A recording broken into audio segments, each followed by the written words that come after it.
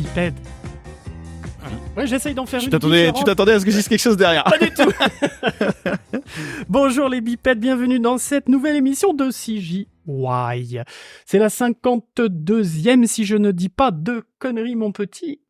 Bibi, j'allais t'appeler. Oh, non, parce qu'il est pas là, mon petit On voulait Néo. qu'il soit là, effectivement, et Ouais. le pauvre est un peu surmené, là, donc on va faire sans lui cette fois. Oui, on lui Mais- envoie plein de bonnes vibes. Bah ouais, j'espère que ça va aller vite un peu mieux, là, qu'il va pouvoir respirer, comme ça on sera 5 autour de la table, ou Exactement. 4, ça dépend.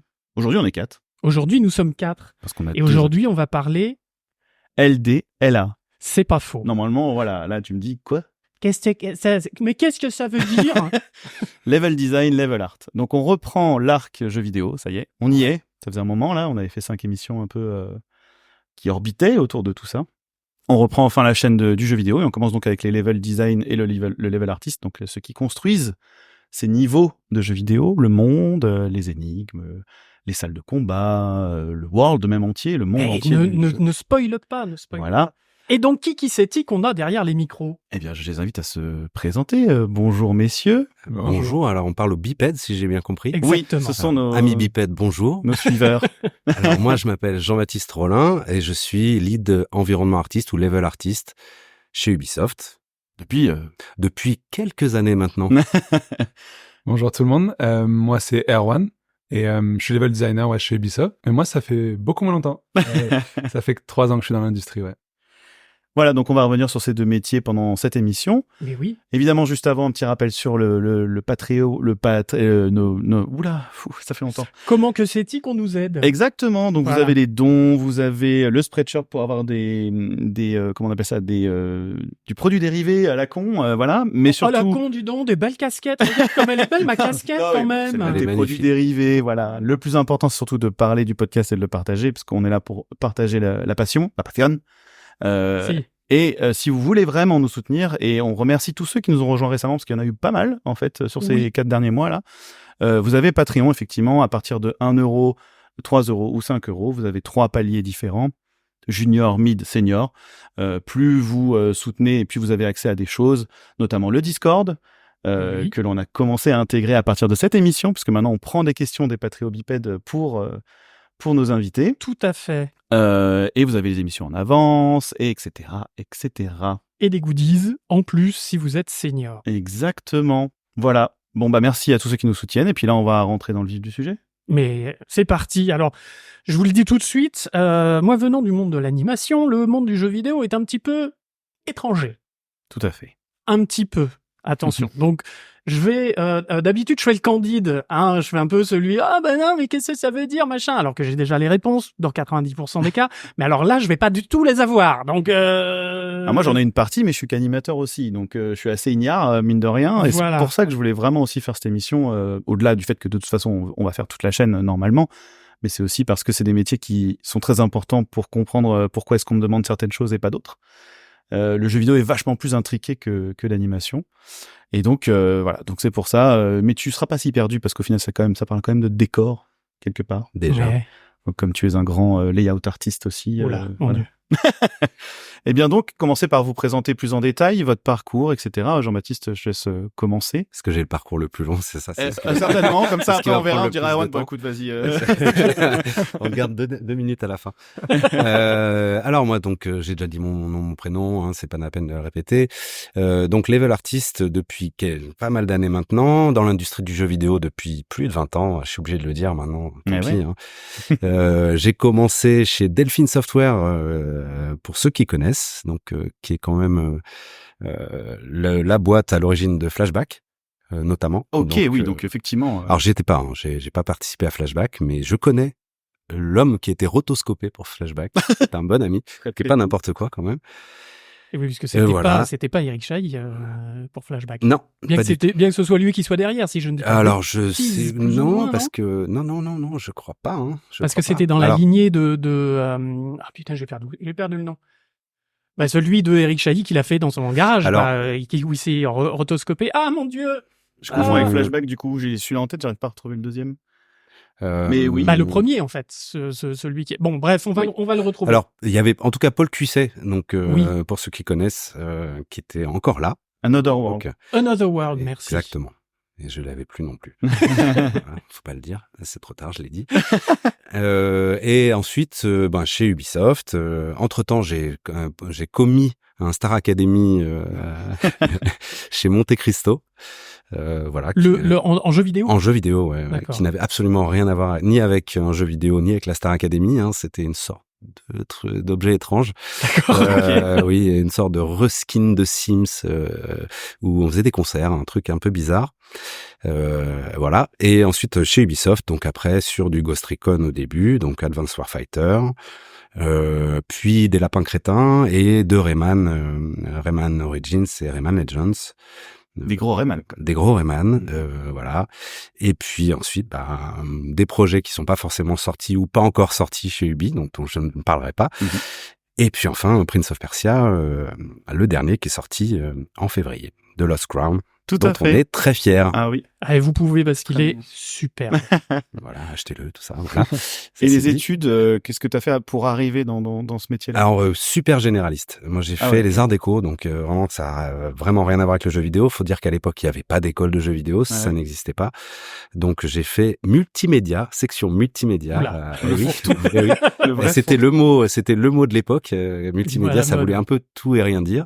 On faisait des CD-ROM, des choses comme ça. Et ouais. Incroyable. Et puis j'ai fait de la 3D, je me suis auto-formé en 3D à l'époque. Et puis ça m'a bien servi parce que ça m'a permis de rentrer dans le monde du jeu. Et puis voilà, et puis après ça a suivi son cours un petit peu. Et maintenant je suis lead level artist. Voilà, ce qui change pas grand-chose en vrai, c'est le même boulot. Oui, mais tu supervises un petit peu quand même. Un tout petit t'as peu, une équipe, mais machin. un petit peu. Un petit peu, mais ça reste un boulot. Enfin, je participe et je peux pas être juste cocheur de cases à la fin, quoi. Oui, t'es lead, mais t'as quand même les mains dans le cambouis aussi. Je peux pas enlever mes mains du cambouis. Ouais. Il a les bras dans le moteur. Faudrait me les couper les bras, parce que sinon, je pourrais pas. Bon. Et Erwan, alors? Ouais, ça va être beaucoup plus court. Une histoire très différente, du coup, très forcément. Différente. Déjà, il y avait des écoles quand t'as commencé. C'est ça. Ça allait être ma première réponse. C'était très scolaire, mon parcours, du coup. Après le bac, enfin, même pendant mon année du bac, j'ai su instantanément que je voulais faire du jeu vidéo. En ayant fait des salons, justement, en étant allé voir les étudiants directement et les écoles. Donc, moi, j'ai fait l'Institut de l'Internet et du Multimédia. Hey! Qui s'appelle l'IIM. Il y a pas mal de personnes. On le retrouve quand même. C'est J'ai réagi quand tu disais ça parce que du coup, je fais cette école-là aussi parce que je savais que je voulais faire jeu vidéo, mais pas encore quoi, même si le design m'intéressait beaucoup. Et c'est une école qui m'avait permis de tout faire, l'animation 3D, j'ai fait du modeling aussi, j'ai fait du dev web, je pourrais dire visuel. Enfin, en tout cas, on a fait beaucoup de Photoshop, Illustrator. Enfin, on a appris énormément de choses dans cette première année, qui m'ont quand même conduit donc à choisir jeux vidéo et l'axe design. Mais c'était incroyable d'avoir vécu toutes ces petites expériences pour arriver dans des productions comme ça où en fait savoir communiquer aux équipes c'est important. Donc voilà. Donc j'ai fait l'IM pendant 5 ans, j'ai fait un master. Quand même, ouais. Et grosse étude aussi, quoi. Ce qui est marrant, on m'avait déjà posé la question pourquoi jeux vidéo et je pense que j'ai apporté une réponse quand j'étais petit. Je faisais énormément déjà de LD sans me rendre compte. Peut-être il y a des gens qui se reconnaîtront là-dessus. De LD de level design. Level design. Voilà, on soit bien d'accord. À chaque fois que vous allez entendre LA, ce sera Level Artist et LD, Level Design. Parce que vous allez l'entendre certainement des milliers de fois pendant une heure, là, c'est sûr. Clairement, je prends des petits mots-clés comme ça.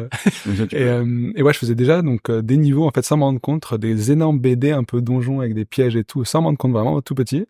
Et déjà après, je me suis dit, en fait, c'est pas pour rien que je le faisais déjà à l'époque. J'adore construire des univers et on en reparlera et c'est ce que j'aime beaucoup faire au quotidien.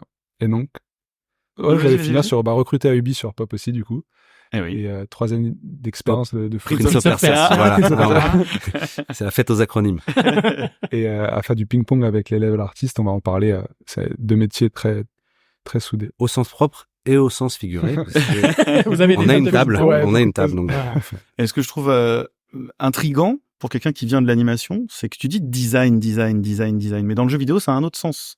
Parce qu'on se pourrait dire, mais le design, c'est JB qui le fait du coup. C'est Jean-Baptiste. Il est level artiste, donc il fait du design au sens graphique du terme. Mais toi, tu es level designer, mais ça n'a pas le sens qu'on a en CG, quoi. C'est très vrai ce que tu dis, ouais. Design, donc il y a aussi game design. Donc pour un petit résumé, c'est les personnes qui créent les mécaniques de jeu. Si on prend l'exemple d'un Mario, par exemple, un game designer va définir sa vitesse de course, sa vitesse de saut, quels sont les ennemis, qu'est-ce qu'ils vont faire et comment ils vont venir challenger le joueur. Et le level designer, lui, va construire les niveaux dans lesquels on évolue. en fonction des contraintes par c'est le ça. level designer, Qui sont setés par le game designer. par le game designer. C'est un peu les règles du jeu, en fait. Si tu devais faire un jeu de plateau, l'équivalent avec un jeu de plateau, ce serait établir les règles, ce serait le game design, et puis après, par exemple, répartir ça sur le plateau, ce serait le level design. Même si on extrapole encore plus, tu peux imaginer un sport. Son level design, quelque part, c'est les limites du terrain, c'est les règles que tu as pour jouer, pour faire un point. Le placement des buts, etc. tous les trucs comme ça, clairement. Il y a des jeux qui le font et en mode ils changent ces règles-là et on voit que ça crée directement des nouvelles choses, quoi. Le level design du paddle s'inspire du tennis, mais n'est pas... J'ai rien compris. J'ai rien compris. Non, c'est pas grave. Non, mais du coup, c'est ça qui est intéressant, c'est que vous avez pas le même métier, mais vous êtes vraiment étroitement liés. Et comment ça s'articule, ces deux-là? Alors, attends. Ah oui, on n'a pas qu'est-ce que présenté fait Alors, on a t'as présenté raison. le level Design. Et maintenant, le level artiste. art. Qu'est-ce qu'il fout là? Alors, et qu'est-ce qu'il fout là-dedans? Eh ben, en fait, ce qui se passe, c'est que le level designer, alors, la plupart du temps, il a quand même des intentions de réalisation, même des intentions artistiques, c'est-à-dire, on va dire que, de toute façon, c'est lié. Un bon level designer, il pense à l'image que ça donnera à la fin. Mais il va pas tout produire et faire les images et notamment faire tous les assets, etc. Les assets, enfin Les objets, je pense que tout le monde comprend voilà. assets, Ouais. peut-être, je ne sais pas. Oui, Non, mais c'est pas plus grave. ou moins. T'inquiète. Nous, notre job, c'est de créer le monde, enfin le visuel du monde en fait, et en collant le plus près possible à ce qui a été fait en level design. C'est-à-dire que, en gros, on touche pas au level design. Voilà.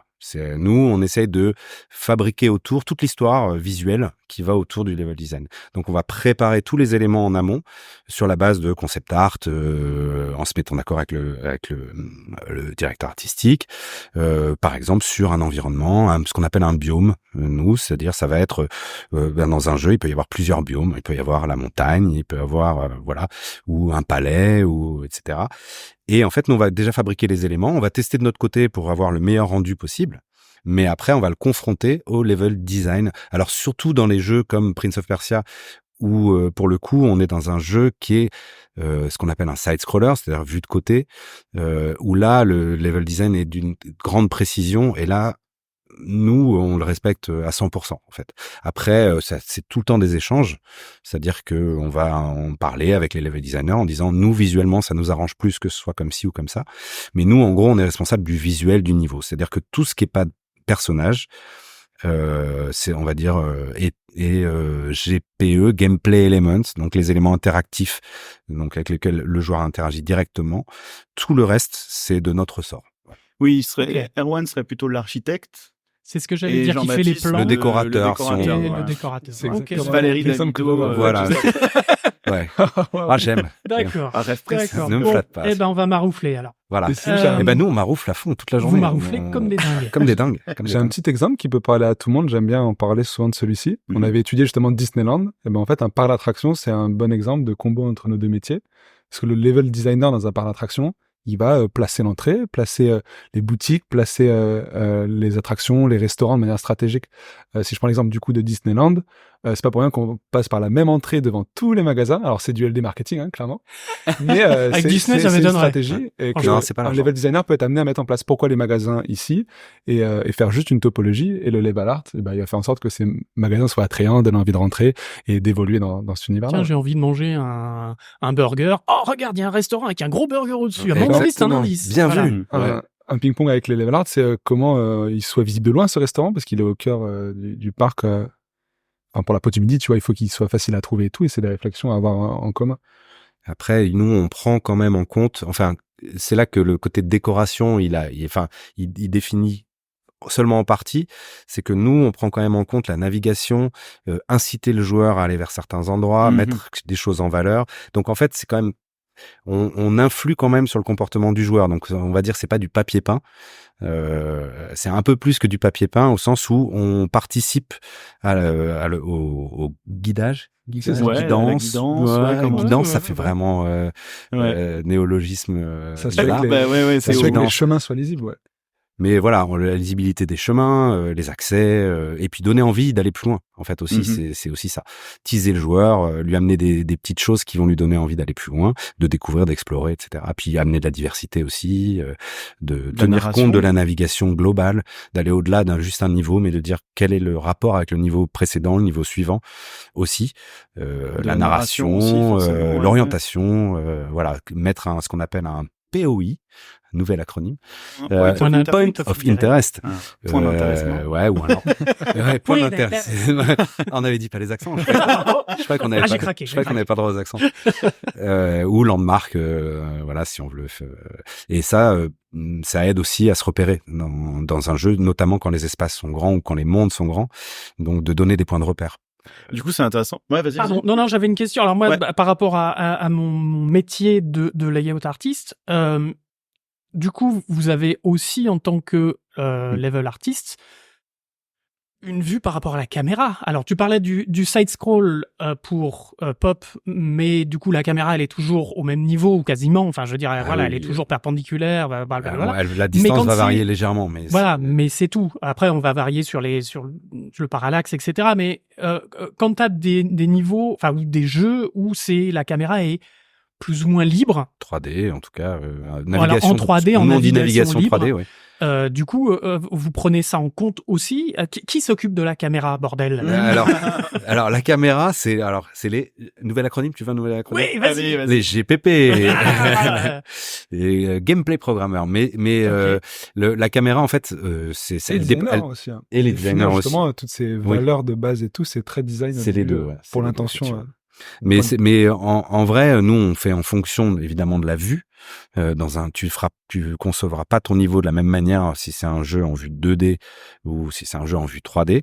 Par contre, la notion de point de repère, elle reste quand même extrêmement importante. Si tu arrives dans une salle où tout se ressemble, que tu as fait 3 fois le tour sur toi-même pour tirer sur des gars et que tu es incapable de savoir si c'est la porte où tu es rentré ou la porte où tu es sorti, où tu dois sortir, et ben c'est un problème. Et ben ça va être par l'éclairage, ça va être par des éléments, des props qu'on positionne à certains endroits pour attirer l'œil. Le travail est un peu le même, après il se fait différemment. Et puis il y a aussi la notion de point de vue lointain qui compte, c'est-à-dire que dans ce qu'on appelle des open world, donc dans des grands mondes ouverts, t'as aussi ces problèmes d'orientation, et c'est toujours intéressant d'avoir une grande montagne d'un côté ou un phare au loin ou des choses comme ça qui non seulement vont te donner envie d'aller explorer, mais en plus permettent de te repérer et d'avoir quand tu fais 3 fois le tour sur toi-même, faut que tu saches où tu es sans avoir besoin d'ouvrir la map. Exactement. Notamment. Mais alors du coup, quand il y a des jeux qui ont alors, tu parlais d'open world. En général, dans les open world, on a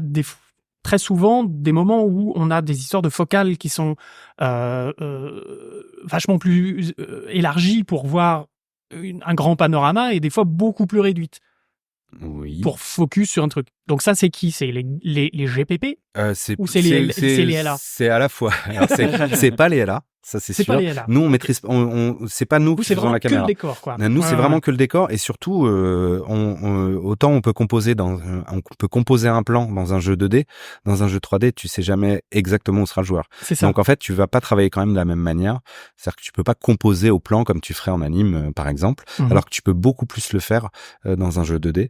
Ce qui a un côté assez satisfaisant parce que tu fais un petit peu un travail d'illustrateur aussi, ou de layout artiste d'anime, et qui est assez satisfaisant. Par contre, sur ce qui est des valeurs de caméra, c'est clairement du game design. Alors là, pour le coup, c'est vraiment, on appelle ça les 3C. Peut-être je peux. Nouvel acronyme. Ouais, nouvel acronyme, mais celui-là, il est quand même assez important.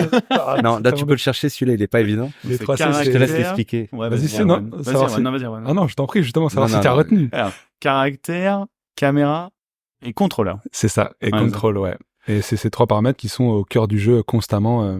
Et qui ont un impact sur ton taf à toi.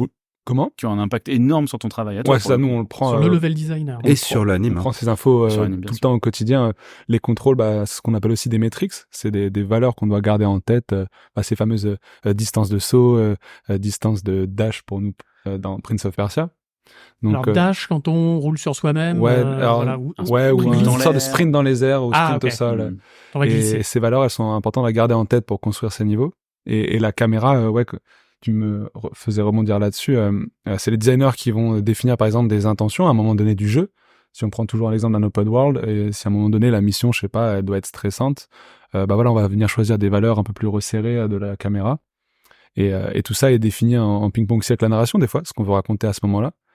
Et ensuite, quand nous, on l'applique dans les niveaux, là, on vient faire un parallèle avec le level art sur comment composer tout ça avec ce qu'on a défini. Et après, ça peut être amené à bouger. On reste pas focus sur cette valeur-là et on la garde. On peut la faire évoluer en fonction justement de vos retours. Ça serait cool de montrer un peu plus là. C'est une des variables d'ajustement en fait. C'est ça.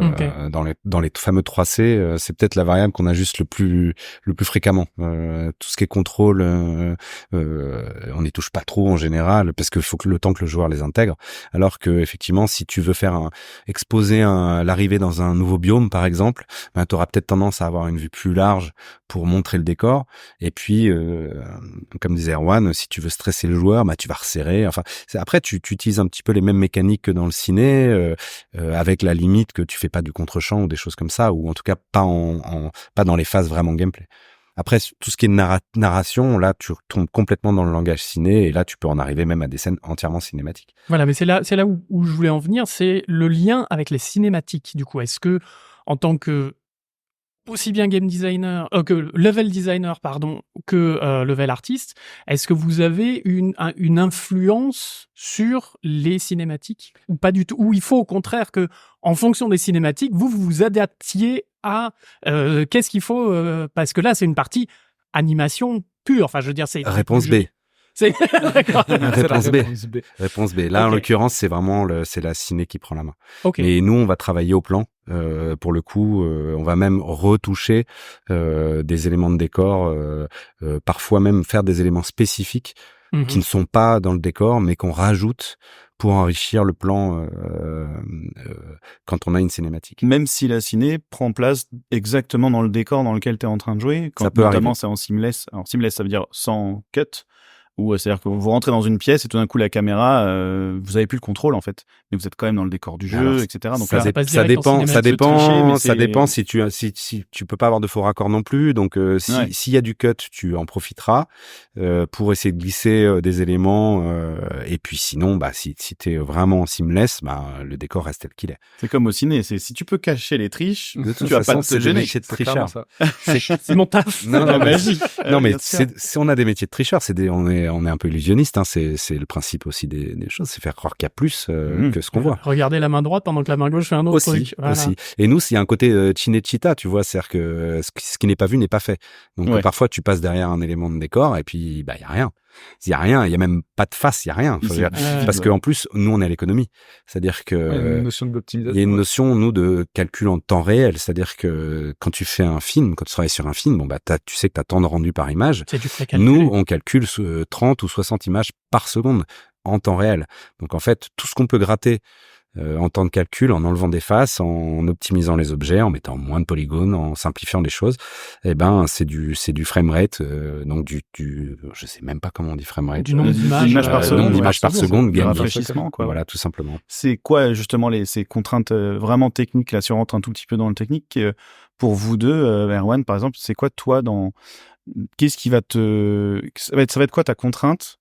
Je prends un exemple, voilà, t'as quelqu'un qui vient de la CG, qui veut faire un décor, il va dire, oh super, je vais mettre des tours partout, des portes, des machins, des trucs, je vais mettre 50 000 plateformes, des cailloux dans tous les sens.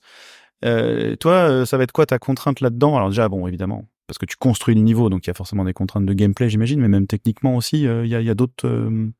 On a la chance dans notre métier, on a beaucoup moins de contraintes que ce qu'ont eu les artistes et les programmeurs. Ouais. J'allais dire, il s'en fout, lui. C'est vrai? Ah, bah oui. On a mis tout le monde dans la merde. Non, on a bien sûr des contraintes. Je vais pas rentrer dans le détail, mais c'est souvent plus de l'ordre du micro. C'est que si on nous dit que ça passe, on le fait, tu vois. Donc nous, que ça passe dans le moteur, enfin si la machine rame pas, let's go. En termes de frames par seconde. Mais j'allais y venir. Nous, on bossait par scène, du coup. Ouais, il y a des questions de taille, forcément. Scène, pour ceux que ça ne parle pas, on pourrait parler de tableau. Voilà, on fonctionne par tableau dans le jeu. En tout cas, là, je parle de notre production. Et on avait un ordre d'idée de taille à ne pas dépasser. Donc, pas être trop grand, parce qu'on savait qu'inconsciemment, après, ça allait impacter le level art. Ils allaient devoir habiller tout ça. Et c'est là où on décuple les performances. Et tu parlais d'objets qui bougent. Et oui, effectivement, on avait aussi une contrainte de pas trop d'éléments qui bougent à l'écran, que ce soit ennemi ou gameplay element dont on parlait. Un gameplay element, c'est un objet sur lequel on va interagir pour évoluer dans le niveau. Ou par exemple un levier, voilà. Voilà, une porte, un champignon pour Evan, un champignon sur lequel on saute quelque chose qui réagit aux joueurs, en fait. T'as envie de bosser à Nintendo, toi, ou pas? Non. En tant que level designer, c'est incroyable de bosser sur des jeux comme Mario, ouais. Ils font ça justement parfaitement bien. Et donc voilà, nous, la seule contrainte, c'était pas trop à l'écran, et on y allait beaucoup par itération. Nous, on a un métier en level design où on va construire un niveau, on va le tester, et on va le faire bouger, mais 100 000 fois par jour en testant tout ça. Donc rien qu'en essayant et on voit que les perfs ne passaient pas, c'était déjà un bon moteur pour se restreindre. Ouais. Alors, c'est quand même un bon indice. Si sans décor, ça passe pas, voilà. Il y a très très très peu de chances que ça passe une fois qu'on a mis tout le décor. Ouais, voilà, ça au moins ça on en est sûr. Voilà. S'il y a vide, ça passera pas à plein. Oui, donc semble du plutôt coup, logique. Du coup, c'est Erwan qui passe en premier et ensuite c'est toujours. C'est toi. Et voire même Erwan repasse, nous on repasse et puis il repasse et puis on fait des playtests. Alors playtests, on fait tester à des gens qui eux ne connaissent pas le jeu parce que nous en fait notre regard il est complètement biaisé au bout d'un moment sur le jeu, c'est-à-dire que eux deviennent surentraînés. Donc, quand t'as les contrôles en main tous les jours. Ils ont les contrôles en main tous les jours, donc en fait ils passent les niveaux très très facilement. Puis surtout, on sait pas même nous, ce qui est compréhensible ou pas, puisque en fait, à force de le faire, en fait, on l'a acquis. Mais un joueur qui découvre le jeu, lui, il a pas ces réflexes-là, donc on a besoin de le faire tester. Le playtest, c'est vraiment ultra important et particulièrement dans ce genre de jeu, dans les platformers. Alors Metroidvania, platformer, enfin bon, on entrera peut-être dans les détails mais bon, et du coup on change énormément et on revient énormément sur le travail qu'on a fait. Même nous en art, parce qu'on peut pas attendre qu'ils aient tout terminé, tout le jeu, pour nous arriver à la fin et parce que ça marche pas comme ça. Oui. Et puis en plus parce qu'il faut qu'on le voit avec le décor, qu'on le fasse tester aussi avec le décor, parce que ça peut affecter la lisibilité. On en a pas parlé, mais la lisibilité c'est un point qui est extrêmement important. Dans tous les jeux, n'importe lequel jeu, il faut que tout soit lisible. Alors, c'est-à-dire tout soit lisible. En gros, t'as un ordre de priorité. En gros, on va dire que le joueur en 1, son avatar, son personnage en 1. Ça, c'est ce qui doit être lu. 100%, dans 100% des cas, c'est ce qui doit ressortir le plus fort contraste, voilà. Ça, c'est le joueur. Ensuite, on va dire les ennemis, les NPC, ce qu'on appelle un non-playable character. Voilà, encore un acronyme. Donc en français, personnage non joueur. Personnage non joueur. Puis les éléments gameplay, les gameplay elements, donc les éléments interactifs. Puis on va dire tout ce qui est collisionnable, donc le sol, les murs. Et seulement après, les éléments de décor, on va dire, les éléments qui sont là pour apporter un plus en d'ambiance, visuel, etc. Et c'est dans cet ordre-là que l'image doit être construite. Si ton aimant de décor ressort plus que ton personnage principal, il y a un gros problème. Parce que le pratique avant l'esthétique. En fait, le problème c'est que pas dans main quand il y a une action qui est un peu frénétique, au bout d'un moment, en fait, tu vois plus rien, tout simplement. Et ça, c'est un vrai souci. C'est un truc intéressant, c'est un truc qui rejoint sur tous les corps de métier. C'est la plus grosse différence pour moi entre l'animation et le jeu vidéo. C'est que tu mets tout au service du gameplay et donc du joueur. J'avais une question qui était qui a le dernier mot entre vous deux, mais en fait finalement celui qui a le dernier mot c'est le joueur en vrai. Oui, c'est très vrai. Finalement. Et c'est pour ça que les playtests c'est critique. Voilà. C'est-à-dire que nous, on peut avoir notre opinion, on peut trouver ça joli, pas joli, bien, pas bien, lisible, pas lisible, mais c'est pas nous qui décidons en fait. Voilà, la plus grosse diff, c'est que vous avez le nez dans le guidon. Exactement. C'est vraiment des battles en interne on a bien une mécanique et tout, absolument la garder. En fait, non, des fois, faut savoir lâcher en mode, le joueur le perçoit pas comme on le veut, et il faut aller dans le sens du joueur, quoi qu'il arrive. Et puis on se trompe. Oui, c'est tout simplement, on se trompe, on n'a pas la science infuse, on teste, on se plante, on réessaye, on change, on se plante, voilà. On essaie de moins pas trop se planter. Puis même comme ça, en plus, tu fais des tests à petite échelle. Oui. Une fois que le jeu sort, t'as encore, là, t'as une énorme test qui vient tester le truc. Et tu reprends une vague. Et voilà. Et tu reprends une vague. Même après la sortie du jeu. Les haters arrivent à ce moment-là. Ils sont là avant. Les haters, ils sont là avant. Ils sont là partout. Ils sont là tout le temps. Mais non, c'est pas forcément des haters. En plus, là, pour le coup, il s'agit pas de haters. Il s'agit juste de gens qui ont pas eu dont l'expérience a pas été complète parce que, on avait négligé certains détails et que à petite échelle, on n'a pas eu ces retours-là. Puis, quand tu invites des playtesters, dans les studios, que tu leur offres des casquettes, que tu leur fais essayer le jeu, ils vont avoir une tendance un peu naturelle à minimiser les défauts. il faut en tenir compte Il aussi. faut arrêter les casquettes. Ouais, alors même quand tu donnes pas de casquette, le fait d'être invité, de participer au développement d'un jeu, c'est valorisant. Et en fait, ils vont avoir tendance à minimiser les défauts, à pas le dire en fait, tout par politesse ou enfin voilà, ils sont invités. C'est comme si tu étais invité chez quelqu'un, il te fait à manger, même si c'est immonde, Tu vas pas lui dire, tu vas dire oui, bon, tu vois, tu diras pas c'est dégueulasse quoi. Donc là, j'exagère un peu, mais c'est un peu ça. C'est-à-dire qu'il faut les playtests, ça reste que des playtests et c'est pas des vrais joueurs. Et le vrai joueur à la fin, lui, il s'en fiche de ta cuisine, que ton four était en panne ou que ta poêle n'est pas la bonne ou ta viande n'était pas de bonne qualité. Lui, il s'en fiche. Lui, il a acheté un jeu, il veut un jeu de qualité, c'est complètement normal. Et donc, tu auras des retours et puis on essaie de corriger. Alors, c'est pour ça qu'avant, on pouvait pas patcher.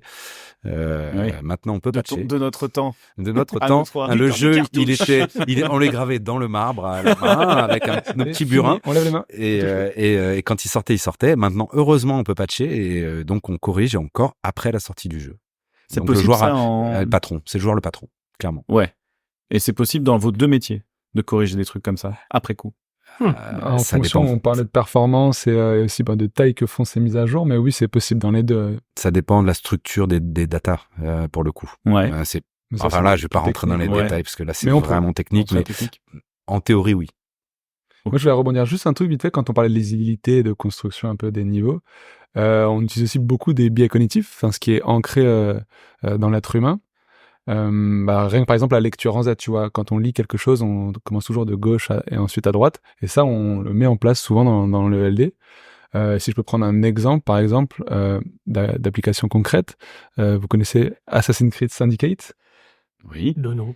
Oui. J'ai pas joué, c'est vrai. Pendant la révolution industrielle à Londres, et voilà, par exemple, en tant que LD, on va me donner une mission. Ok, là, il faut que le joueur, il ait volé quelque chose et il doit fuir et se sentir oppressé et poursuivi. Quand j'ai ces infos en tête, je vais construire du coup plutôt des ruelles du coup dans lesquelles le joueur il va se retrouver et lui créer des échappatoires. Donc par exemple, dans l'inconscient de l'être humain, s'échapper d'une situation, c'est souvent grimper. C'est des choses qu'on peut analyser. Et du coup, des missions comme ça, en fait, on va venir bloquer le joueur au sol, resserrer les murs et lui offrir des portes de sortie plutôt en hauteur qu'il va devoir aussi regarder. Tous ces petits détails, des fois, d'inconscient, on le met en place dans le LD pour que l'aventure soit cohérente, en fait, dans le genre. Tu parlais de la lecture de gauche à droite, mais si vous faites un jeu à destination de la population asiatique... Ou anglaise. Ou néo-zélandais. Ou arabe. Aussi, voilà, ou en hébreu, en arabe. Hébreu, machin. C'est une très bonne question. Vous changez des trucs ou... Alors non. On va dire que c'est devenu une convention mondiale en fait. Le marché du jeu vidéo étant un marché mondial, en fait, t'es obligé d'adopter des conventions, on va dire les plus générales possibles. Mais c'est aussi un point de vue peut-être occidental, eurocentré ou occidocentré. Là, on est dans le néologisme total.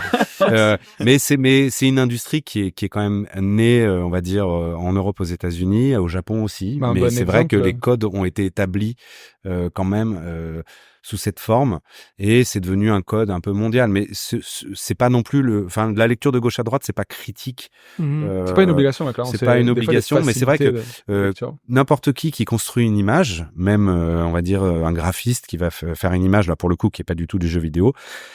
Instinctivement, on va quand même avoir tendance à construire de en haut à gauche, en bas à droite, en tant que, on va dire, européen ou utilisant une langue européenne. Et en LD et aussi. Un alphabet. Ouais, clairement. Tu vas pas mettre la sortie d'abord et dire bon, comment je vais ma sortie maintenant? Alors ça peut. En fait, ce qui est marrant, c'est qu'on peut tout le temps se contredire dans nos métiers, mais souvent on applique des généralités pour que ce soit fluide pour le joueur. On parlait des fois de fluidité dans la lisibilité. En un coup d'œil, je dois savoir où je suis et ce que je dois faire. Et ça en fait partie. D'utiliser des codes qui existent déjà. On va pas réinventer la roue. Ça hérite du cinéma aussi. Comment? Oui. Ça hérite du cinéma. Le jeu vidéo hérite énormément du cinéma et de la peinture, même, je dirais, jusque-là. On fait de l'image, en fait. Et l'image, c'est un mode de communication. Donc, à partir de là, tu réinventes pas la communication par l'image. Enfin, on n'a pas cette prétention-là, en tout cas. Et c'est une chaîne. C'est une chaîne. Dans le sens où tu dis le jeu vidéo s'inspire du cinéma, mais le cinéma s'inspire de la peinture, de la photographie, et puis qui s'inspire du tableau. Oui. C'est des codes qui ont été construits en général, qui ont mis des siècles à se construire. Donc voilà. Et après, c'est vrai que tu peux jouer aussi avec les codes d'autres cultures.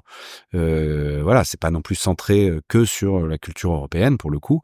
Tu peux jouer avec les codes. En fait, ils sont là, ils sont établis, mais c'est pas pour ça que t'as pas le droit ou d'aller complètement à l'inverse, ou de prendre d'autres codes, ou de jouer avec, ou de tromper le joueur alors quand tu as besoin C'est de là le où on vient tromper, surprendre le joueur, ouais. c'est là que c'est intéressant et que tu n'appliques pas des recettes à la lettre, heureusement, parce que ça rendrait Ce sera triste. les jeux plus tristes et puis notre boulot moins marrant aussi. Parce que je sais que du coup en level design, vous allez avoir plus tendance à mettre des pièges justement, ou à mettre, notamment quand je sais que tu t'es occupé de pas mal de choses du côté énigme, des salles avec de gros puzzles, on va dire, ce genre de choses. Là, tu peux t'amuser à vraiment tordre le truc, mais en art, est-ce que tu as vraiment cette opportunité, tu vois D'ailleurs, comment est-ce que vous... Là aussi, il y a un peu ce truc de qui a le dernier mot, finalement, dans ce cas-là, parce que toi, t'as pensé à un puzzle. Est-ce que déjà, c'est toi qui penses au puzzle en entier donc là, je parle vraiment typiquement des salles à énigmes. C'est un truc qu'on n'a pas au cinéma, par exemple. Au cinéma, t'as que des scènes narratives, globalement. Oui. C'est extrêmement rare d'avoir vraiment un plan où tu dis, alors là, il faut que je devine comment le mec va sortir de là. Ça peut arriver. Tu peux le faire. Des fois, il peut y avoir le jeu, mais bon. Alors, moi, j'ai fait plus de puzzles de navigation, donc pas de puzzles comme toi tu l'entends, c'était plutôt les collègues. Mais si je parle en leur nom, oui, c'était ce qu'on disait, c'est le LD à la premier, enfin même le dernier mot de son challenge, qu'est-ce que le joueur va devoir faire, et la lisibilité qu'il souhaite. Et après, il y a une phase de votre côté où même, on n'a pas parlé des concept art, mais ça aide aussi avant d'attaquer un niveau, de se projeter sur comment on pourrait rendre lisible ce challenge, justement. La personne qui fait le concept art, est-ce qu'elle a déjà une première, on va dire comme quelqu'un qui dégrossirait un peu le monde et qui donne déjà des premières directions de comment s'articule globalement le biome dont tu parlais. Alors voilà, ça dépend des productions, ça dépend vraiment des productions et ça dépend des niveaux. C'est-à-dire qu'il y a des niveaux où on va avoir besoin d'un concept art parce c'est un truc très particulier qu'on a vraiment, où le directeur artistique veut vraiment quelque chose de très particulier. Dans ces cas-là, il fait faire un concept art par un concept artiste et on essaie de coller le plus près possible. Mais nous, on a 270 ou 260 niveaux dans le jeu. Niveaux, je crois, maintenant. Ah bon, on en a 300. C'est pas mal. Donc, on n'a pas 300 concept art. Et puis, c'est pas l'idée non plus parce que nous, on crée un vocabulaire, en fait. Nous, on crée nos Lego, nos briques. On fait des briques de Lego, en fait. Et après, les level artistes, ils ont leur Lego. Et après, ils fabriquent à chaque fois une scène avec leurs briques. On sait que ce sera cohérent puisque les briques, elles sont faites pour aller ensemble. Mais il a beaucoup de liberté pour interpréter. Et heureusement. Parce que déjà, ce serait peut-être une vision un peu figée. Parce qu'en plus, on pourrait pas, il suffit que le level design change et puis ton concept art tu prends et tu le jettes parce que c'est plus le même. Donc en fait à un moment on fait aussi appel à l'intelligence et au talent des gens de l'équipe en level art et ils en ont, ça tombe bien. Ils en ont même plein et du coup voilà et on surveille pas chaque élément qu'ils posent. Ils ont beaucoup de liberté et heureusement parce qu'ils interprètent avec ces briques de Lego. Nous on est sur des briques. Voilà. Les briques, on les a validées, on les a vues. Elles vont bien ensemble.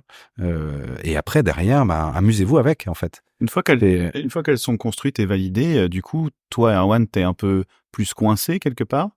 Tu dois te limiter à dire, OK, bon, si je fais une plateforme de telle taille et tel bordel où je peux plus vraiment parce qu'ils vont plus avoir les assets. Quand on est bien lancé dans la prod, parce que là, on connaît bien vos métiers maintenant, mais une fois qu'on est dedans, que la machine elle est avancée, on est à 2 ans de prod, 3 ans, et il faut sortir le jeu, il faut qu'il sorte à un moment donné. Vous pouvez pas vous amuser à créer des assets toutes les 2 secondes. Donc il faut bien qu'à un moment donné... après, on s'adapte jusqu'à la dernière seconde. Mais en vrai, je vais pas parler pour Erwan, pardon, mais il y a vachement d'échanges, vachement de dialogue. C'est pas une équipe qui finit son truc et qui file le paquet à une autre équipe.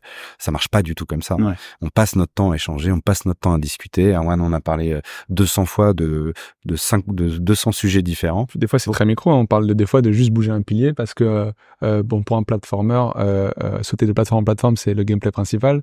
Et si la plateforme d'arrivée est pas lisible, là, le dernier mot, on intervient. Faudra mieux tèche le pilier pour mettre autre chose à la place. Et ouais, pour répondre à ta question de quand ce moment il intervient, au début, c'est pour ça qu'on évite d'habiller les niveaux trop tôt. Et c'est pour ça que dans la prod, il faut trouver le juste moment où on vous met pas dans la merde à tout devoir faire rapidement. Mais au début, c'est pour ça que pour itérer vite, on reste sur nos briques de Lego, nous aussi, dont tu parlais, pour pouvoir faire plein d'itérations, même des playtests encore, sans aucun visuel. Et ensuite, on commence à valider les scènes. Là, on est content de ce challenge, on va le garder, on commence à habiller. Et là, ensuite, des petits moves micro arrivent. Mais c'est vrai qu'on n'a jamais changé toute une scène. Ou alors, si on l'a carrément cut et remplacé par autre chose, quoi. Pour le visualiser. Une fois que vous habillez, on ne demande pas à tout changer parce que ce serait impossible. La première vision qu'il y a eu, si nous on change la topologie, bon, bah, c'est une nouvelle vision à avoir. Là, je trouve. Mais en fait, c'est presque la même équipe. Hein. Très honnêtement, les échanges sont tellement permanents et serrés. D'ailleurs, les deux équipes sont dans la même pièce ou dans la même partie de l'open space. Et en fait, on est presque la même équipe. Donc, vous connaissez les métiers de l'un et l'autre, quoi. Complètement. Globalement. Pas techniquement, ça c'est sûr. Ouais. Mais par contre, on connaît les métiers, on connaît aussi les contraintes. C'est pour ça que c'est bien de les savoir. Enfin, ce que je dis au début, pendant mes études, d'avoir pu faire de la modé. Bah, par exemple, quand on a des idées, on sait quoi proposer et pas partir trop loin aussi, je trouve. Et vous, inversement aussi, quand vous avez des suggestions, vous êtes directement cohérent dans ce que vous proposez. Et pour le coup, on a la chance d'avoir des level designers et notamment un lead level designer qui sont des gens qui pensent image. Et ça rend les choses beaucoup plus faciles. C'est-à-dire que c'est pas non, c'est mon design et ça bouge pas. C'est ça, on discute sans arrêt. Et de notre côté, 99% des level artistes sont des joueurs. Et donc, ben, ils comprennent les contraintes. Et si ça marche pas, ben, on entend. Il y a pas de, ah, tu l'as mis comme ça, t'as plus le droit d'y toucher. Enfin, encore une fois, je pense que une équipe qui bosse bien, elle bosse pour le joueur, l'utilisateur final. Et donc, ben, voilà, et on a intérêt à ce que ça m'a bossé ensemble, en fait. Et puis, ça se passe en général vraiment très bien. Alors moi, j'ai une question un peu plus pragmatique parce que, en tant que level artiste, toi, tu récupères des assets et tu les montes. Ouais. Ou est-ce que tu modélises, texturises ? Alors, ça dépend des productions. Ça dépend des productions. En l'occurrence, nous, on tenait même à ce que tout le monde fasse tout. C'est-à-dire que les level artistes fabriquent aussi des assets, fabriquent aussi des textures. Et moi, à mon sens, c'est extrêmement important. Parce que il y a un sentiment d'appropriation aussi. Qui fait que t'es pas juste un élément en bout de chaîne qui attend que ça tombe. Va monter les qui va monter comme sur certaines productions quand t'as des équipes de 500, 1000 personnes sur un immense jeu, eh ben il y a des gens qui vont faire que des props, donc ils vont modéliser des tonneaux, des caisses, des colonnes, et voilà, ils vont faire que ça, ils vont transmettre à on va dire presque une autre équipe qui assemble les niveaux. Pour être très honnête, c'est pas les prods les plus fun. À mon sens, horrible en termes de créativité. Moi, récupérer et placer. J'ai l'impression, enfin, j'en ai fait un petit peu. Pour moi, c'est l'usine. Ça se passe dans l'animation. Ah ouais, non, je te le dis tout de suite. Aïe. Pour moi, c'est l'usine, et je trouve que c'est aussi le charme de travailler sur des productions, on va dire. Alors, nous, on se dit indie, mais c'est le indie façon Ubisoft. Hein, on est quand même 100 personnes, c'est quand même des grosses équipes par rapport à des vrais indies. Mais dans l'état d'esprit, il y a ce côté justement, tout le monde fait tout. Et tout le monde connaît le métier de tout le monde aussi. Et ça change complètement parce que tu vas au boulot avec le sourire tous les matins, parce que tu sais que c'est ton jeu aussi, en fait. C'est pas, t'es pas à la chaîne à remplir une liste de tâches. Tous les jours, tu mets les mains dans le jeu qui est aussi le tien. Et en fait, moi, j'ai tendance à penser que cette organisation-là, qui est due aussi au fait que j'ai pas envie de faire du management pur et dur et faire que ça, en fait, ça donne une bien meilleure qualité à la fin. Parce que justement, tout le monde met tout le temps le petit plus et surtout met des intentions dans ce qu'il fait. Parce que si par exemple on te donne une liste d'éléments à produire et que tu sais pas comment ils vont être utilisés, eh ben les petites intentions en plus qui vont dans le sens de ce que tu veux raconter, tu les mettras pas parce que tu l'as pas cette vision, ce recul et cette vision globale. Alors que quand les gens sont vraiment complètement pris dans l'histoire, dans le jeu, et ben en fait ils vont travailler dans le sens du jeu, dans le sens de ce qu'on veut raconter, et en fait à mon sens la qualité est bien meilleure à la fin. Il y a un point là 2 fois de suite que tu as ramené qui est très intéressant, je trouve, c'est quelque chose qu'on comprend pas quand on n'est pas encore rentré dans une boîte de jeu. C'est mais putain, pourquoi est-ce qu'ils veulent pas recruter de gens qui ne jouent pas? En fait, j'y connais beaucoup de personnes qui ont postulé dans des boîtes de jeux et qui n'ont pas été prises parce que elles sont pas joueuses. C'est des artistes, de très bons artistes, mais ils sont pas joueurs. Alors évidemment, si t'as un génie du génie, tu vas le prendre. C'est pas une règle aussi stricte que ça. Voilà, mais c'est quand même un vrai plus. C'est souvent ramené, tu vois. C'est souvent, en tout cas, entre deux juniors, par exemple, ou entre deux mid à peu près du même niveau équivalent, j'ai souvent entendu que la boîte allait prendre quelqu'un qui a cette fibre. Et tu sens que la personne, elle capte qu'est-ce que c'est que du jeu, pourquoi tu fais un jeu, c'est pas juste pour faire des belles images, c'est aussi pour voilà, tout ça va dans un certain sens mine de rien. Et tu es prêt à sacrifier un peu de ton image Ouais. Et ça aussi, des fois, c'est des sacrifices. Exact. Ou pour les performances, ou pour les performances, ou pour la lisibilité, le jeu lui-même, quoi. Et ça, faut être prêt à ça. Ah, moi, j'en ai bouffé, ça. Moi, je suis arrivé, parce que moi, j'arrivais du cinéma. Enfin, voilà, j'ai Arcane avant. Donc, niveau anime, t'es quand même très, très dans le petit détail. Ah ouais. Non. Je te connaissais pas comme ça. Non, j'ai pas dit. C'est parce que vous m'avez vu lever la main. Ah. J'avoue. C'est qu'on est dans le détail, dans le peaufinage surtout. Et que là, tout d'un coup, il faut te dire, mais je vais pas faire un spline au poil de fesse. On s'en branle. On s'en branle. Il faut que ça soit punchy. Il faut que tu le sentes quand tu joues, que ça part tout de suite, que les attaques, tu vas avoir 2 frames pour faire ton antique, blablabla. Bon, là, je vais entrer dans de l'animation. Voilà, on n'est pas là pour parler de ça. Mais il y a un peu le même rôle finalement dans le décor aussi. Ouais, je pense que ça dépend des studios qui veulent tenter le risque. Et encore, c'est pas un risque, mais je pense que oui, il faut s'y connaître en jeu vidéo. Mais je pense que la plupart des studios veulent au moins des joueurs plutôt que savoir comment marche une prod. Enfin, si je prends l'exemple de vous en anime, ils vous ont recruté alors que vous n'avez pas fait de prod de JV avant. Ouais. Mais par contre, vous êtes tous joueurs. Vous avez un peu ces notions, d'apporter du fun aux joueurs et d'aller dans le sens de son gameplay. Après, la manière de le faire, ça, je pense que les studios, ils sont prêts à relever le défi de recruter quand même. Et là où et d'apporter une nouvelle vision comme vous avez apporté en animation, clairement une nouvelle vision et qui apporte le plus gros de ce que les joueurs aiment sur Prince of Persia. Après, les plus petits studios, comme ils veulent des personnes opérationnelles directement, oui, c'est là où souvent, et malheureusement, ils prennent des personnes qui ont déjà fait du jeu. Et parce que je pense aussi que souvent, t'as pas non plus, dans des petites équipes, tu sais, t'as pas forcément beaucoup de personnes qui ont du temps à allouer à former des gens. Donc, forcément, t'as quelqu'un qui comprend plein de trucs tout de suite par rapport à l'univers. T'as pas à lui expliquer les contraintes, tu sais. Tu t'imagines que la personne, elle va s'adapter un peu plus facilement. Après, les contraintes techniques, c'est pas la technique de manière générale. Moi, je sais que quand ça m'arrive de faire du recrutement, la technique, je mets ça pratiquement en dernier. Pour une bonne raison, c'est que c'est plus rapide à apprendre. Ouais. Alors que tout ce qui est artistique et une connaissance, on va dire, du jeu notamment, ça se fait pas en 5 minutes. Et c'est c'est une vraie culture en fait. Alors que apprendre un logiciel, c'est pas une culture. C'est n'importe qui prend un tuto, peut s'auto-former même. Surtout aujourd'hui. Et moi, je préfère prendre des gens talentueux. Avec une bonne connaissance du jeu, avec un bon instinct, plutôt que de prendre des hyper spécialistes d'un logiciel qui peut mourir 2 ans après déjà le logiciel, parce que l'hyper spécialisation elle rend vulnérable par rapport aux évolutions techniques. Et puis des gens qui veulent mettre des intentions dans ce qu'ils font plutôt que d'être des champions d'un soft, quoi. Aussi. Du coup, vous travaillez avec quel soft?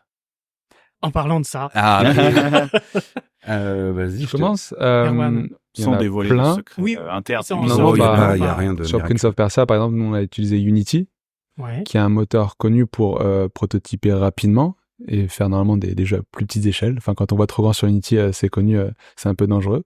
On a relevé le défi quand même. Finalement, justement, ce qui revient en interne, c'est que si on avait su en amont l'ampleur du projet, on n'aurait pas pris Unity par exemple. Et sinon, un deuxième moteur extrêmement utilisé, c'est Unreal Engine, que tout le monde doit connaître. Et c'est 2 moteurs le plus utilisés par le plus grand public. Après, il y a des moteurs maison, mais je vais pas entrer dans ce détail-là. Mais nous, ça Unity, change pas. Entre les moteurs, un peu quand même dans leur utilisation, que ce soit des raccourcis qu'offrent les moteurs, comme par exemple le visual scripting sur Unreal Engine, plein de choses comme ça, où quand tu arrives sur Unity et que si tu sais pas dev, tu peux rien faire tout seul. À l'inverse d'Unreal où tu peux te démerder par toi-même et faire quand même des protos solo, je trouve.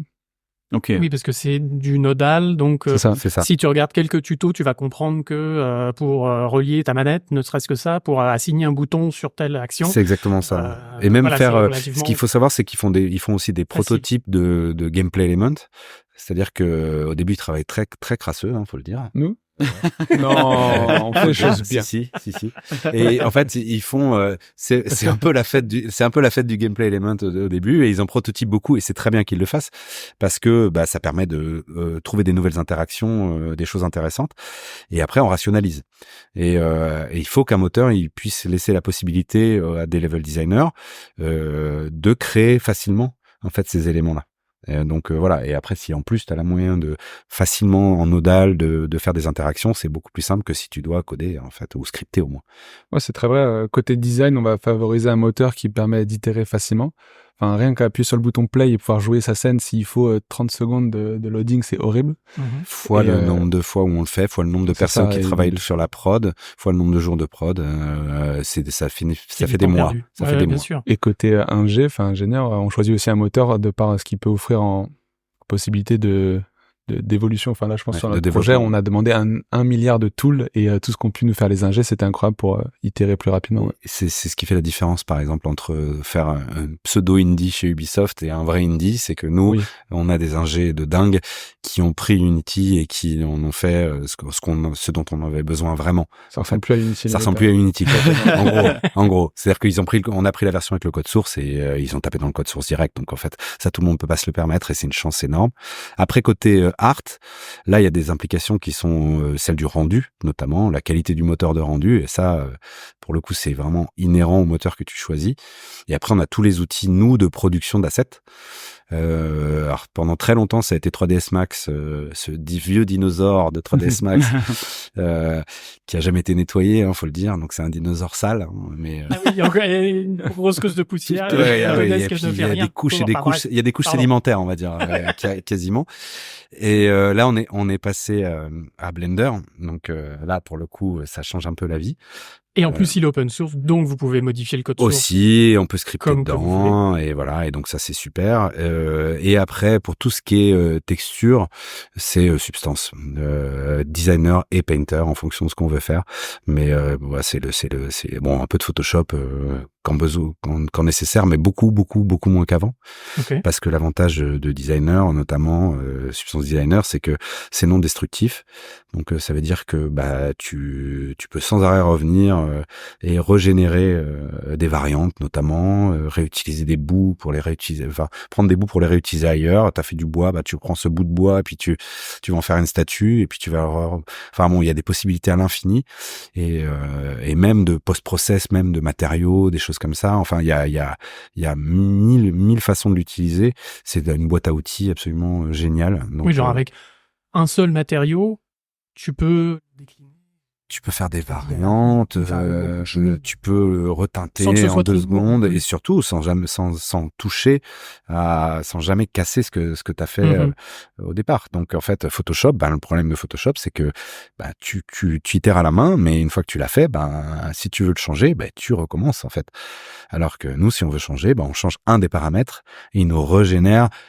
On va dire, alors je vais pas rentrer dans les détails des normal maps, etc., parce que je pense pas que tout le monde connaisse, mais en tout cas, il va nous régénérer toutes les couches nécessaires pour un matériau, et en prenant en compte ce changement. Donc ça nous a révolutionné et changé la vie totalement.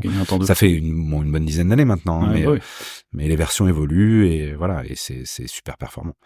J'en profite pour poser la question patriobipède. Je t'en prie. Puisqu'elle rebondit assez bien. Alors, vous avez déjà pas mal répondu à la question globale, un peu tout du long, mais sa question était, on est un peu dans le sujet là, est-ce que vous êtes en étroite collaboration avec ceux qui s'occupent du moteur en tant que tel? Et du coup, est-ce que vous pouvez, de votre côté, proposer des idées de gameplay, etc. Comment ça se passe, votre lien entre, finalement, le gras du moteur? C'est deux questions en une, en fait. Ouais. C'est deux questions en une. Moi, je peux répondre peut-être côté moteur, parce que c'est vrai que moi, j'ai interagi pas mal avec les ingés 3D. Donc, les ingés 3D sont ceux qui sont responsables du rendu. Question de Mitch, je précise comme ça, voilà. Alors, Mitch. Bipède, Mitch. Notre patro-bipède japonais, s'il vous plaît. Oh! Oui, alors, international, monsieur, qu'est-ce que tu veux? Très classe.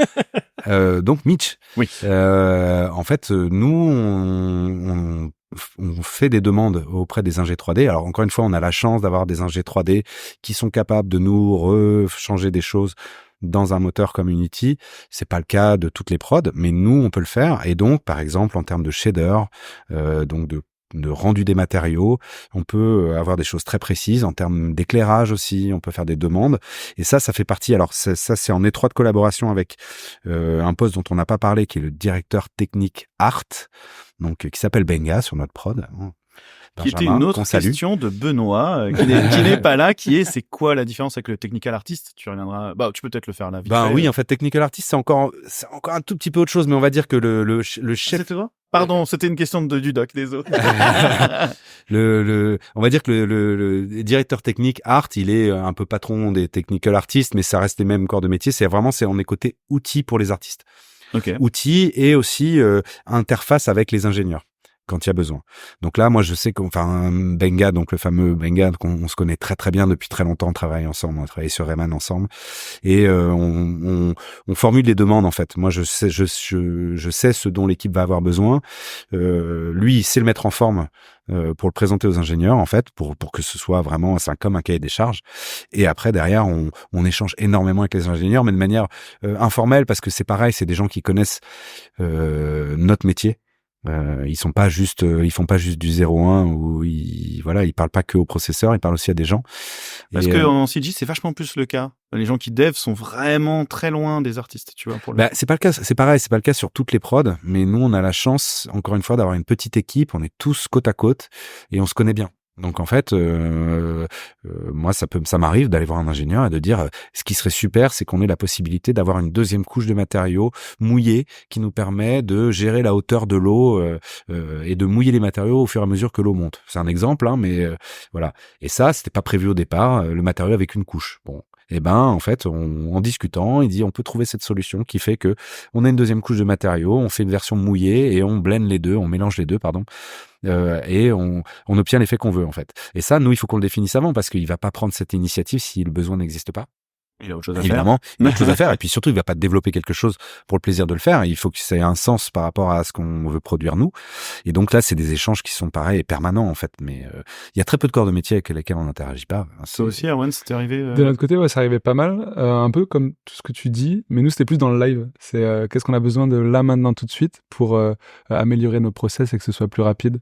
Donc, c'est plus dans l'optimisation que de vrais outils. C'est des choses qu'on faisait manuellement, comment on peut l'automatiser et puis avoir à perdre 5 minutes pour le faire, voire une demi-heure. Okay. Et ça, c'était le plus gros des échanges qu'on avait avec les ingé-moteurs du coup. Comment rendre ce quotidien plus facile et rapide dans l'itération. Trop bien. Ok. Très bien. Le temps file. Le temps file très bien. Eh bien, allons-y. Le temps file très bien. Eh ben oui. Donc, on arrive à la... derrière, évidemment. Bah, bien sûr, parce qu'on a plein de questions. Regarde, j'en ai noté et tout. Il nous en reste. On aura le tatouin. Mais fin d'émission, rime avec. Ardisson, bien sûr. Voilà. Alors, Erwan n'a pas la ref. Non. Et JB moi, je l'ai, c'est pour ça que je flippe, en fait. Voilà, musique de boomer. Non, pas du tout. C'est le moment Ardisson, c'est-à-dire que c'est un petit peu, je sais pas, vous avez pas prévenu.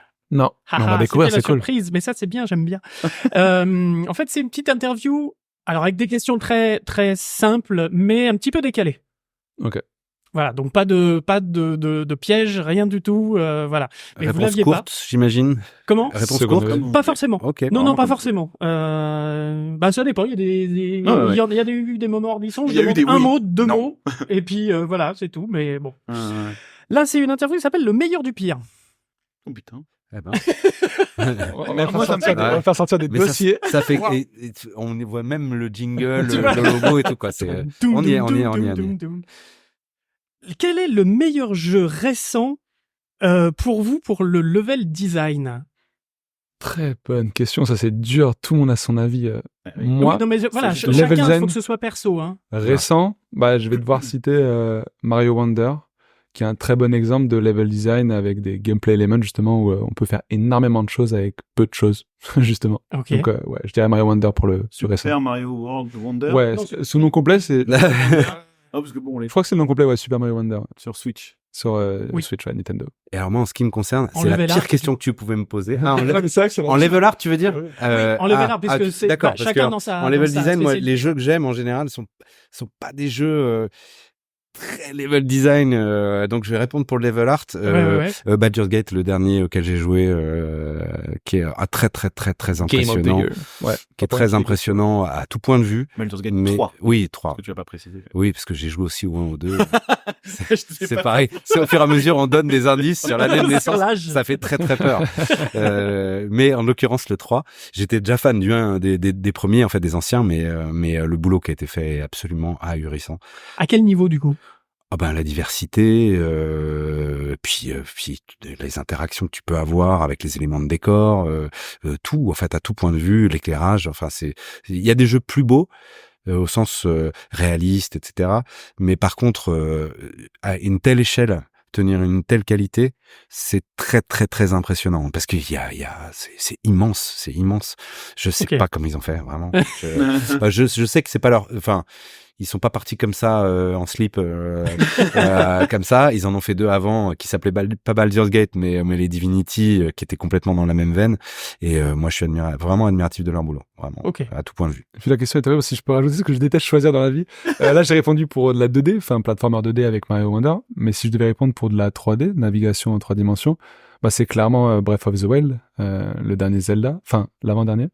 Parce que lui, c'était un très bon exemple de comment on produit un bon open world de par le début, la tutorialisation sur l'île en haut. Je sais pas si vous avez joué, les gars. Donc la tutorialisation au niveau de l'île, donc au début c'est très micro dans le gameplay et très vite t'arrives en bord de falaise, donc tu vois l'immensité du world et il te force à te jeter dans le vide. Et voilà, je passe les détails, mais dans Zelda, tout est bien amené pour l'exploration.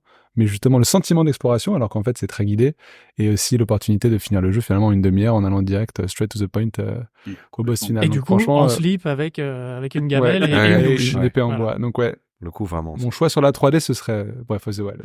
Ah, ok. Très Nintendo quand même. Hein. Mais j'avoue. Non mais cela dit, salon, tous les level designers du monde vont citer Nintendo parce que ils rigolent pas du tout là-dessus quoi. Vraiment, ils mettent ça au cœur de l'expérience à fond. Et le pire. Le pire jeu récent en termes de level design.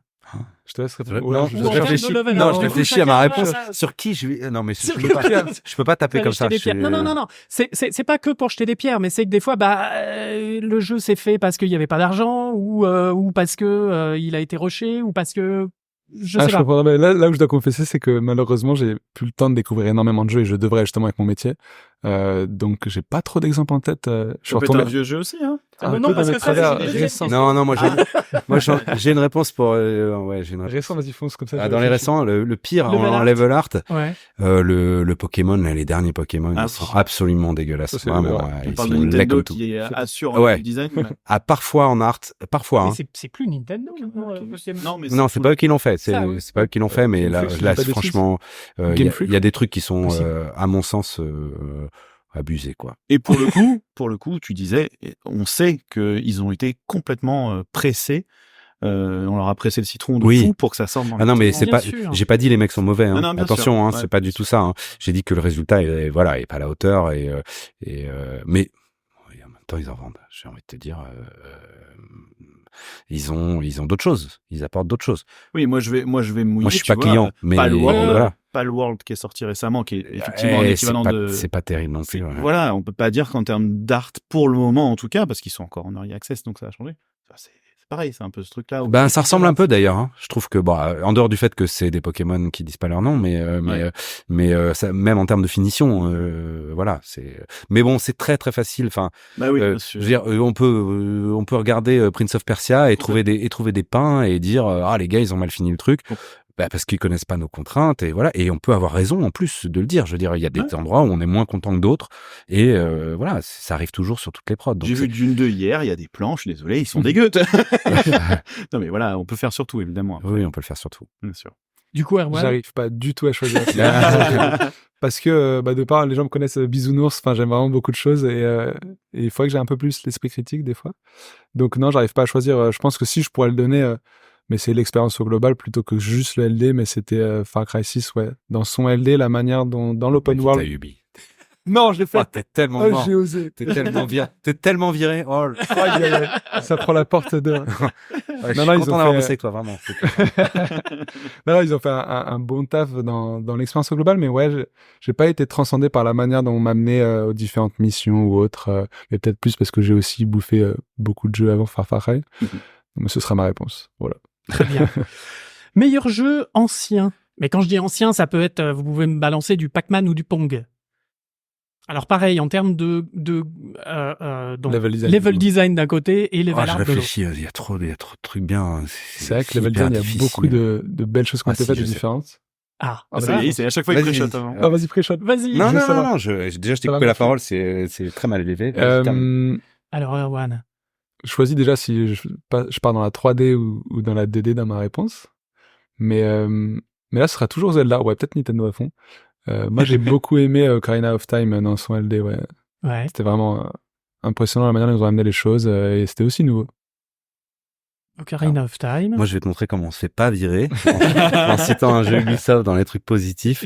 The Division, le premier. en level art, c'est une merveille absolue de A à Z. Ça raconte des histoires de tous les côtés. Ça avec trois bouts de ficelle.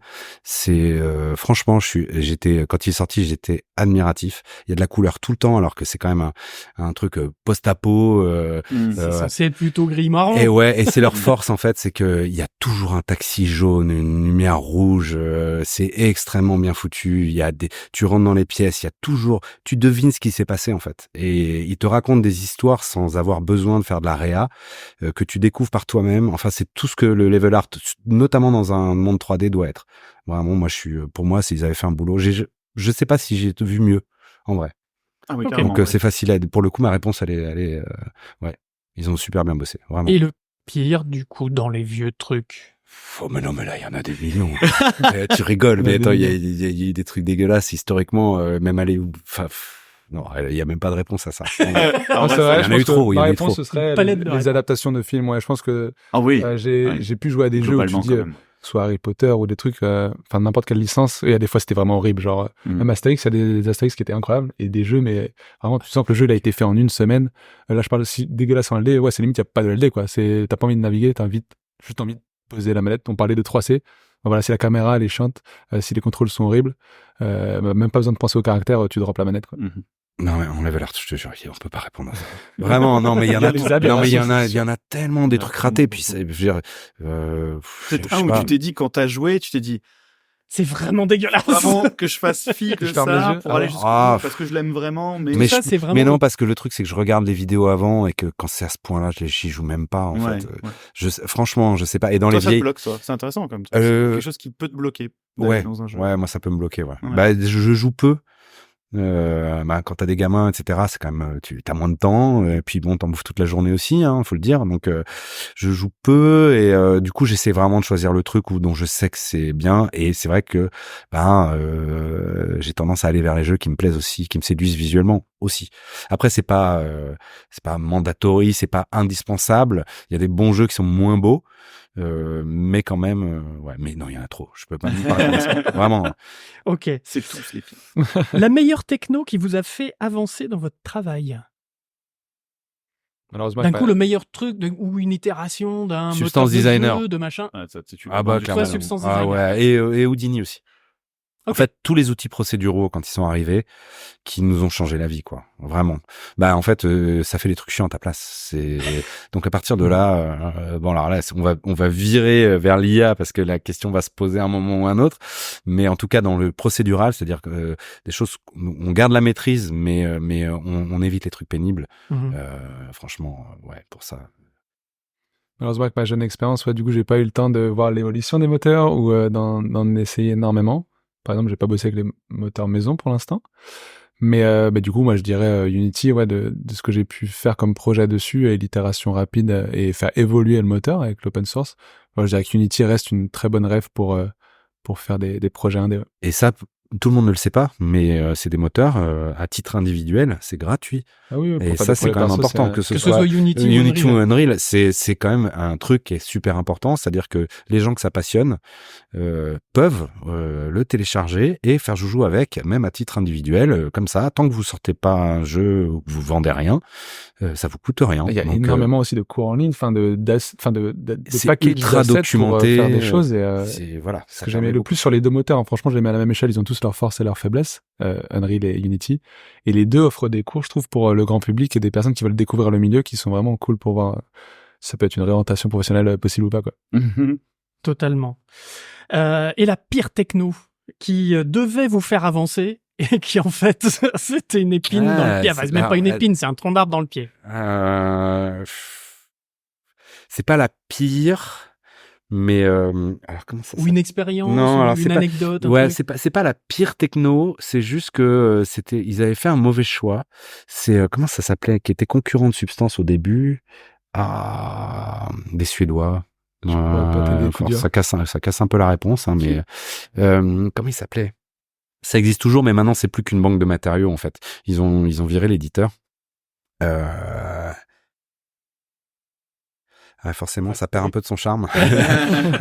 Dit comme ça. Je vais y arriver ou pas? Tu On cherches va pendant ce trouver, temps. Erwan. Vas-y, Sinon, Erwan, vas-y, Erwan, Erwan. je cherche, ouais. J'expliquerai pourquoi après. C'est marrant, c'est que du coup, je vais me contre. contredire la réponse d'avant. Bah, ça pourrait être Unity, en fait. Non, moi, je pense que pour répondre à cette question, c'est un moteur qui empêcherait l'itération. J'ai dit ce mot 10 fois. Donc, pour l'instant, j'ai pas vécu de giga mauvaise expérience. Mais ouais, un moteur qui aurait des loadings trop longs, aucun outil pour faciliter le quotidien et Ok. la manière de bosser, ce serait ce choix-là. Mais j'en ai pas, malheureusement. Enfin, heureusement, du coup, non, pour le coup. Oui, Pour l'instant, part, c'est vraiment que des projets cool, en tout cas. Et pendant ce temps-là, sans l'aide d'une recherche, je tiens à le dire, ça m'est revenu. Quixel. Oula, oui, genre jamais vu. Qui est en fait. Nano qui est intégré à Unreal. Oui, mais en Quixel, fait, c'est la Megascan. banque, c'est D'accord, la voilà, banque. c'est ça. Mais il y avait un éditeur et ils ont fait une erreur stratégique qui était de l'intégrer à Photoshop. Et en fait, ça cumulait les lourdeurs l'idée était super et ça marchait, en termes de résultats, ça marchait plutôt bien. Mais en fait, ça faisait des scripts Photoshop et ça éditait des calques. Et quand on connaît la lourdeur de Photoshop qui a enflé au fur et à mesure des années, en fait, c'était un très très mauvais choix parce que du coup, ça devenait impossible de bosser dedans. Même si c'est le premier vrai éditeur, on va dire directement sur les objets, qui permettait beaucoup de choses, mais ils ont fait un calcul qui était pas bon, qui était de l'intégrer dans Photoshop et de pas en faire un élément à part. Et du coup, qui le rendait très très lourd à utiliser. Donc c'est une bonne idée mal exploitée, on va dire. Et Substance a pas fait cette erreur-là, et je pense que c'est pour ça qu'ils ont gagné la bataille. Ouais. Pas pour la banque d'assets, parce que pour le coup, la banque de matériaux Quixel, elle est intégrée à Unreal et ça marche C'est super. parti totalement et ça marche voilà. impeccable. Et ça, voilà. On est bien d'accord.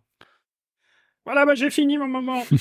Très bien. Alors pour finir, est-ce que vous avez quelques références, éventuellement des livres, des chaînes YouTube, je sais pas, des que vous aimeriez partager Ça, c'était le point une que ou je deux voulais qui vous viennent à la préparer, tête. justement. Après, on vous leur demandera, on les mettra dans les notes de l'émission s'il y en a d'autres. Ouais, on mais- les mettra dans les trucs de l'émission. Ouais, pour ce qui est référence. Ouais, voilà, on D'ici va un ou faire deux ça. jours, envoyez-nous un mail comme ça. Nous, on les met dans les notes pour l'émission. Ouais. De livres, Des en livres. design, il y en a plein.